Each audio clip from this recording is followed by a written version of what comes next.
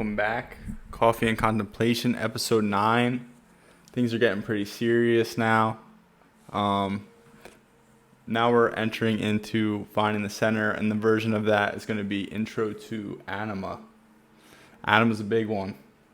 It's very popular for me specifically. It's kind of a running joke, I'll project Anima any chance I get. I always have, I always will. That's just the way it is.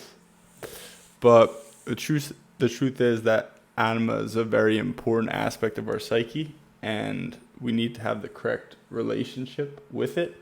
So we're going to learn a lot about that today. We're starting off with a quote from James Hollis, and it goes, "Surely the greatest tragedy for men in regard to the feminine principle is that their fear alienates them from their own anima, their principle of relatedness, feeling, and connection to the life source." And that's by James Hollis.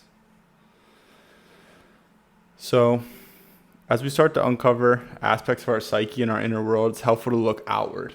So, psychological projection is something that we're going to talk a lot about today, and that is basically the idea that we're walking, living, breathing movie projector. We're constantly taking our past experiences, biases, beliefs with us everywhere we go, and we basically project stories onto people and situations that may not be very objective in the external world. But if we can start to look inward, they can hold a lot of value to see how our inner landscape is.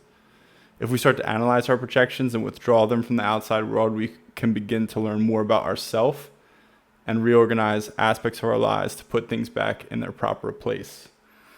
So if we're going around all day and we picture ourselves like a flashlight, we're seeing parts of the day. Everything that we're seeing is stories and things that we're putting onto people and situations, and it might not be very true because we don't have the whole story.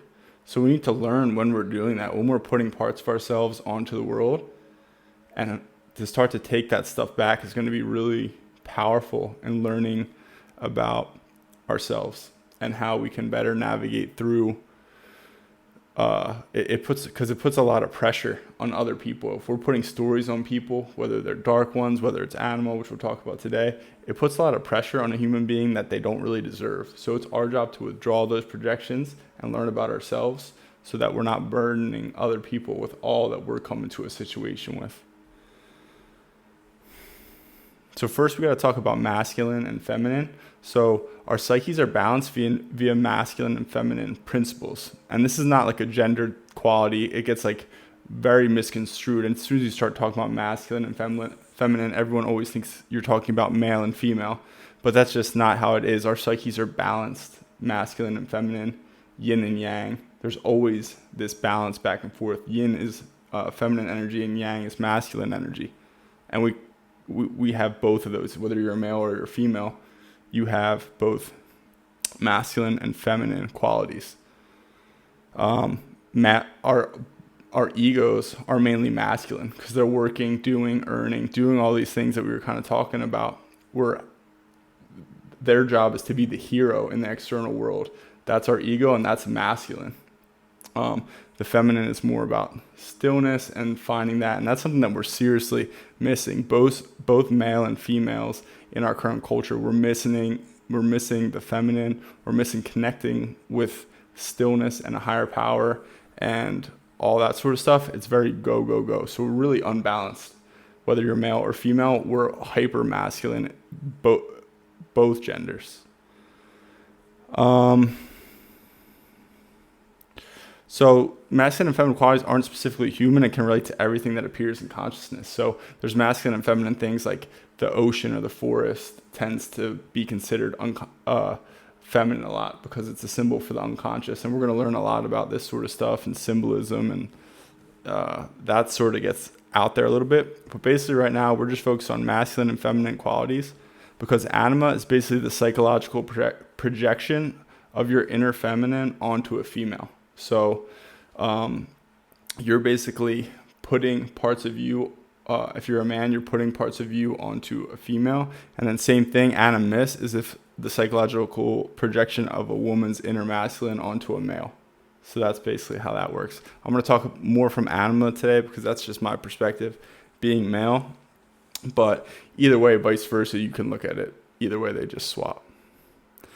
We can learn a lot from this projection, but the goal of analysis is to withdraw the projections and integrate these qualities into our own interior world.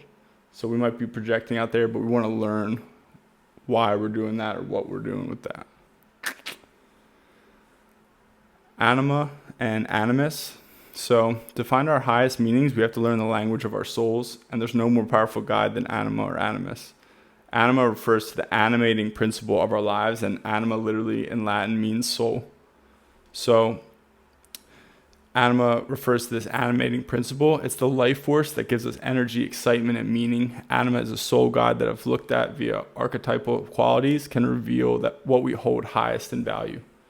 So basically, it's something that, like, I think a lot of times if you're a man and you come in contact with a female who you particularly like, they can light you up and animate you and give you energy.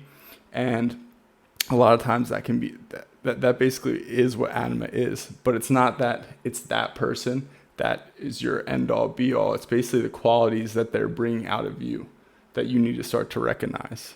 Because if we start to misinterpret this, we can be fooled into thinking that our anima projection is a savior. It can be regressive for one to get lost in anima projection because it can highlight one's mother complex, which is basically, this is another kind of complicated thing, but we want to feel safe and comfortable. And what happens is when we project anima and we end up in that situation and we put everything into this other person and they're the savior for us, where we finally feel settled and calm and everything like that, we give up on our goals, dreams, ambitions, anything that we need to do in the world. As a man, you need to be acting or earning, doing these sort of things, maneuvering towards your highest meaning.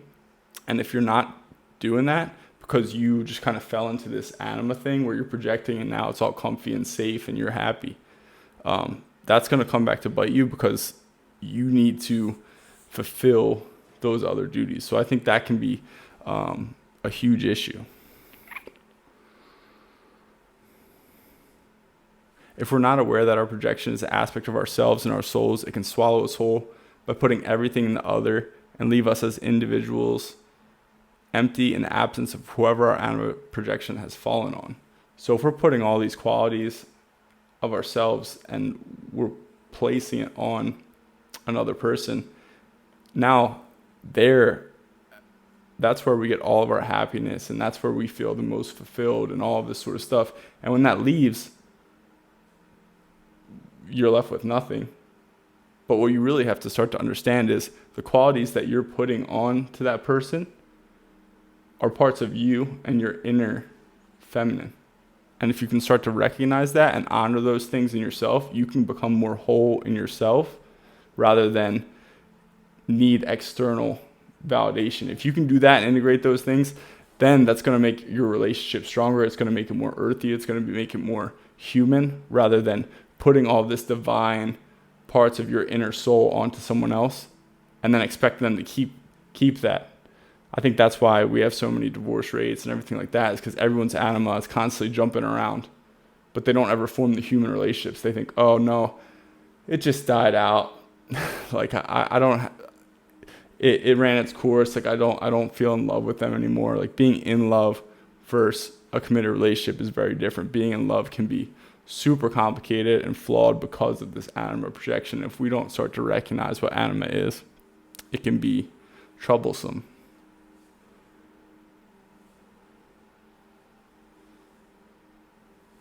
Depending on another for our wholeness is a serious temptation, but a grave mistake. Nowadays, we rarely feel and come to the divine aspect of life through religion or ritual. However, we do come to it quite often with romantic or courtly love. We want to learn to approach romantic relationships correctly. Understanding anima projection is important for a successful relationship because it frees our partners from divine expectations and allows for a more earthy and real relationship. As author Robert A. Johnson says, it's more useful to have a stir the oatmeal type of love in a long-term committed relationship. A lot of times when we're projecting anima, it's these highs and lows and crazy meetups and love. It's this crazy love story, but it's can be extremely toxic, chaotic, and unstable. When we're looking for a committed relationship, to have something more mundane, I think, is beneficial. It's beneficial to have something more calm and stable if that's what you want long term. But to constantly be chasing anima out in the external rather than honoring it in yourself can be extremely dangerous, and it can lead to a lot of ups and downs. So I think, these are complicated topics, but there's this book called It's Understanding the Psychology of Romantic Love, and that's by Robert A. Johnson. And it's been one of the most eye-opening and influential books that I think I've ever read. And if you're interested in diving deeper into depth psychology or these concepts, there's no better place to start, I don't think, honestly. Robert A. Johnson, he's by far one of the best, most digestible authors that I've read when it comes to these difficult concepts. And his books are loaded with so much valuable information. So in this book, he takes the time to analyze this myth of Tristan and Isolde and their tragic love affair. And we're going to start to learn a lot about myths, because myths are stories from our collective unconscious. So we have our personal unconscious and our collective unconscious. And our personal unconscious we can talk about in the future, but our collective unconscious we can learn about through old myths and things like that. Grail myths, King Arthur, this one, Tristan and Isolde. These stories are symbols of our unconscious psyche over time. And they start to pull out true things across time if you learn to look at these things symbolically. So that's what he goes through this story, and it's honestly pretty crazy.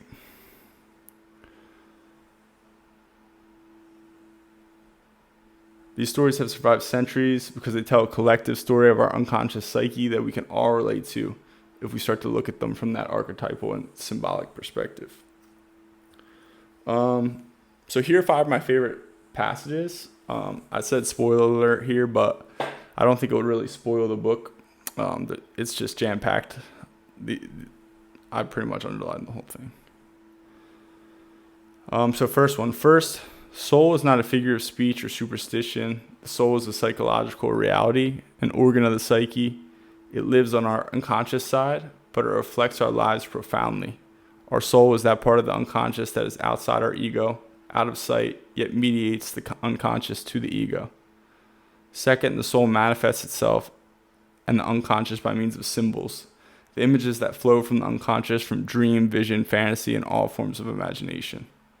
So we have to start looking at our soul as a real thing. I know we talk about spirit or soul or whatever, but if we don't start recognizing that is a real part of our health and our body and our mind, so we can have body, mind. If we're not integrating parts of our soul for our health, we are going to really suffer, because I think our soul is what's pulling us towards our highest meaning. If we're not paying attention to that part of our lives, it's going to be a huge issue.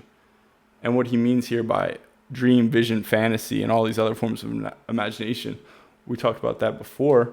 Why are you interested in what you're interested in? Why are you pulled to what you're pulled to?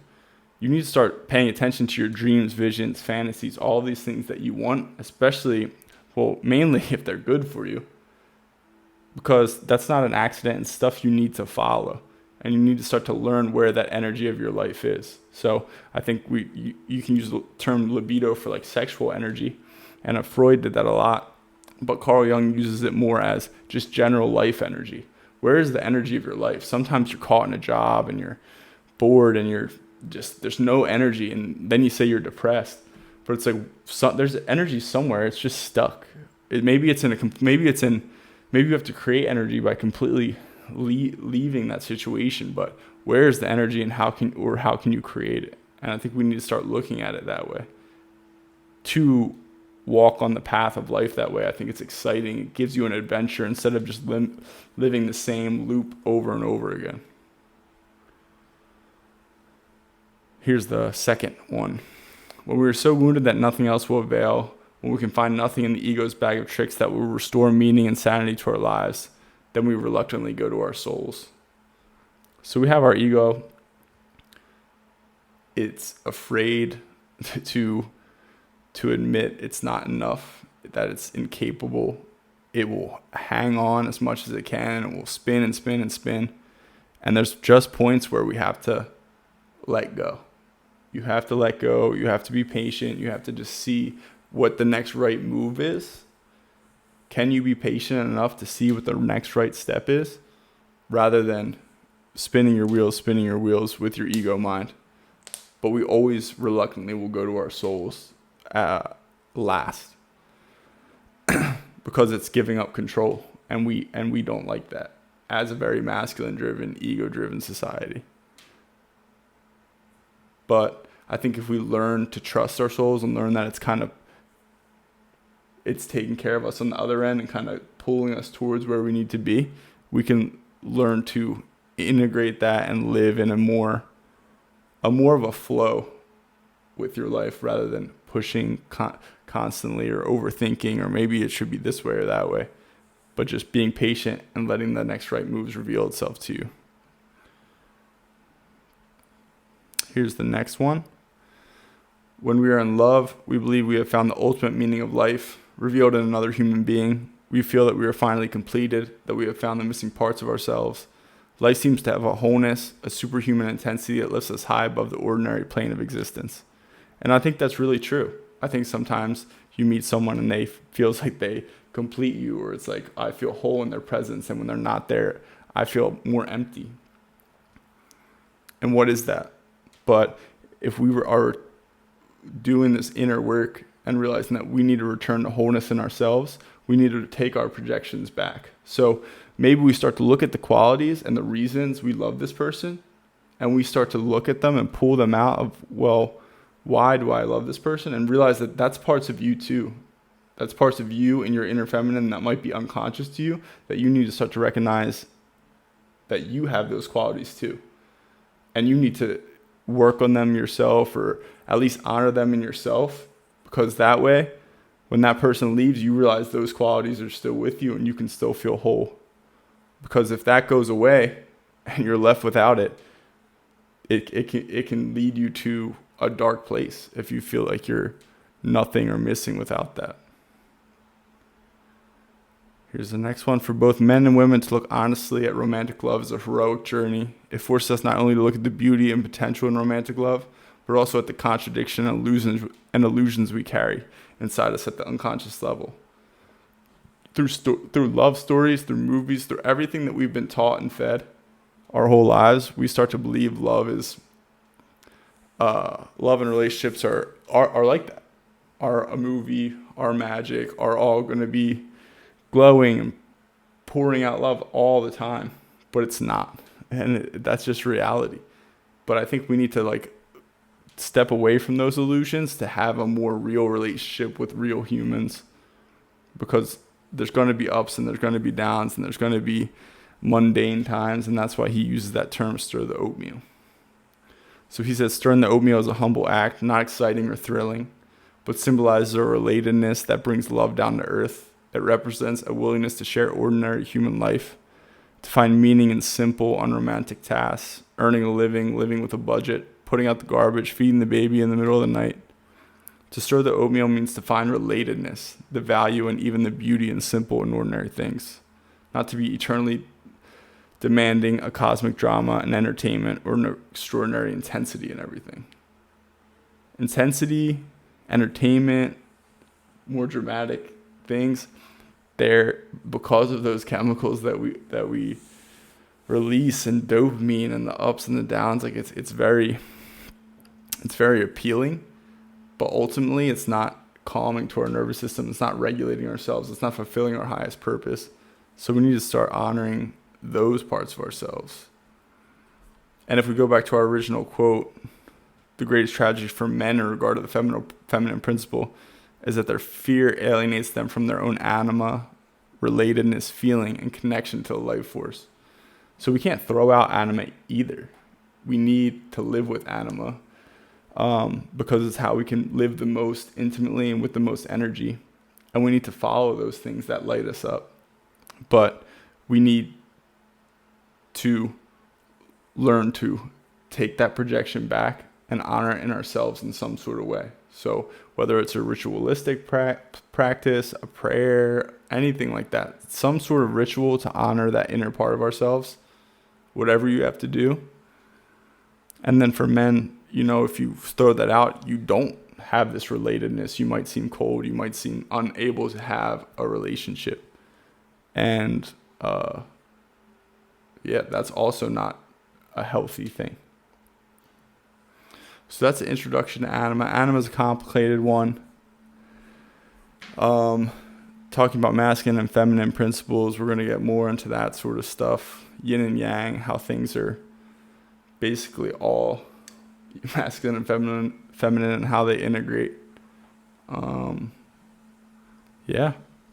So that is Introduction to Anima, Coffee and Contemplation, episode 9.